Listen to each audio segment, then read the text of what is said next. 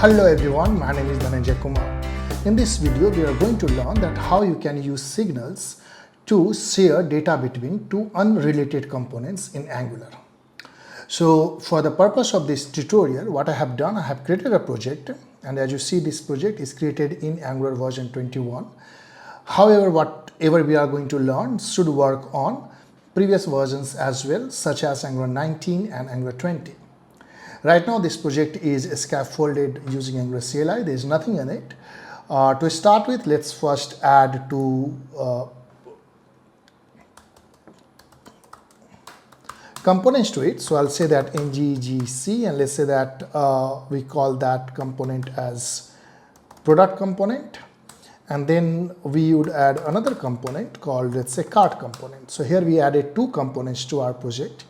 And then we add a service called product store. Let's say that.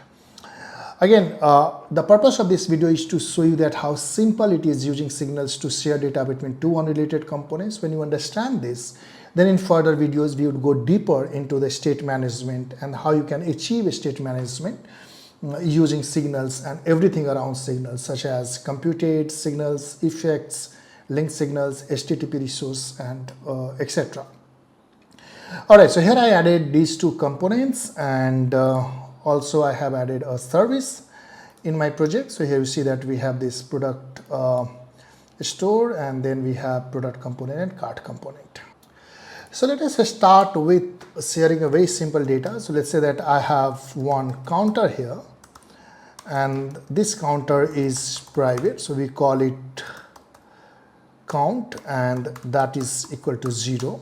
Then we are going to create a signal around that. So here we would say, let's say, count signal equal to signal, and in this you pass this dot count. Okay, so we need to share this count in between product and cart component. So what I have done, this count is here, then count signal, and then I'll do count equal to let's keep it as a signal as of now.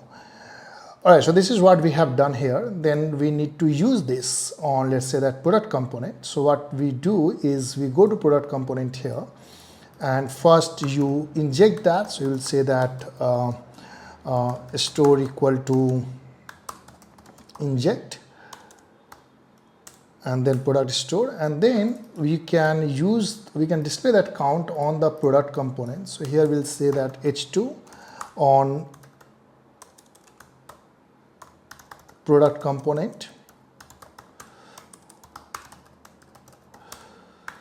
the value of count. So here it is store dot count signal. You can print that here, and in the same way, that same value could be printed on the cart signal as well.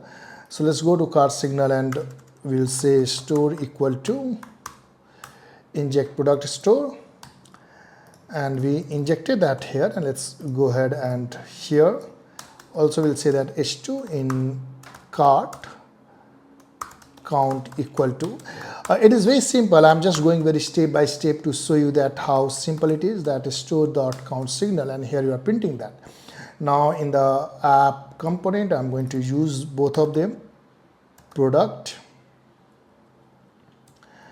and cart, and this cart we have to import it from here. And then in the app HTML, what I'm going to do, I'm going to, let's say div class column MD6, and here we need app product, and here we need app cart. So what you see here is that, understand that we have two components, product and cart, and they are used on app component, and they are not related to each other. And right now both of them are reading a value from the store, which is the count value, which comes from here, that count. And let's see that how we can whether they are able to see that value or not. So here we are, and let's go ahead and run the application again. So here I'm running it, and if I run this, you have this on product component is 0, and in cart component it's 0. So all right, so the value of count is 0. We are able to read that at both places. Next, let us create a function to set the value of count. So let's say that here I say that increment count, and this increment count should be not this dot count plus plus, because we are not incrementing that. We would say that this dot count signal, and let's say that update that dot update count is count plus 1. So here we are incrementing that count, and then also let's say that we have this decrement count.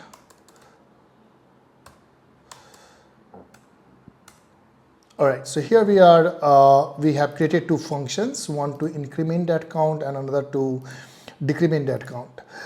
Please be informed that purpose of this video is to help you getting started with this signal from a service, and then further videos will go very deep. So right now what we have done, we are trying to share a count between two unrelated components. And for that we created a signal called count signal, which you see on line number 9. Then we created two functions, increment count and decrement count.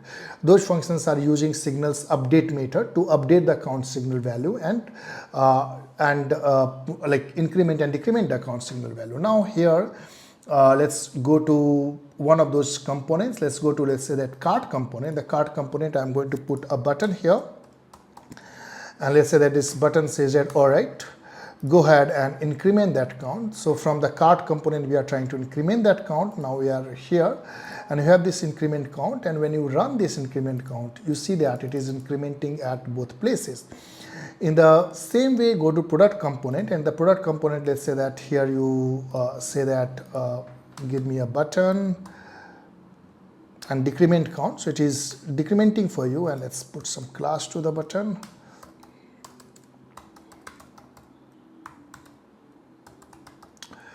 Alright, so simple decrement count, and this should able to decrement, and in the cart you have this increment count, and this should able to increment that count. Now we are here, you have this decrement count, you increment from here, count is getting incrementing, you decrement from here, it is getting decremented, like it's you are decrementing the count. Alright, so you see that how simple it is in the store, that we have a count, then we created a count signal, and then using this, and then we are using them at the both places. One more improvement what we can do here is that instead of directly reading the signal value on the component, we can create a computed here, and let's say that we call that computed as count. So such that no component should able to set the value of count signal directly. So here we'll say computed, and this computed is going to return you this dot count signal.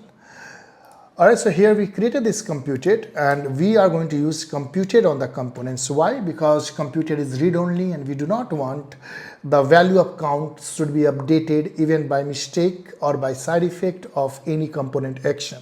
So here we are encapsulating the signal in a computed, and then in the HTML we would modify this that we want to use count, and the same way on the cart we would modify this that we want to use the count. And also what we can do in the product store, that we can make this gentleman as private. Alright, so this is how you are able to share a very basic count value between two unrelated components. You created a signal, then you are using in the store itself, updating them, then you are exposing that as a computed, and then you are using that, just injecting the store and then using it. Now here we are, and decrementing and incrementing, and you see that you are able to share the data. So the summary of this video is that you go ahead and practice this first, and then we go to the state management more deeper, that you create a service, name it as a product store or whatever name you want to give it. Here I created a signal, and then the data which have to share between multiple unrelated components, I am creating that data as a signal. Step 1. Step 2, I am incorporating that as a computed, encapsulating that as a computed, and then my business logic to increment and decrement it, and then using that on the unrelated components. Yeah, so this is pretty much you can start with. So I request you that please go through this video, do this demo, And then the next video when I post will go deeper that how we can work with objects and arrays and all those stuff.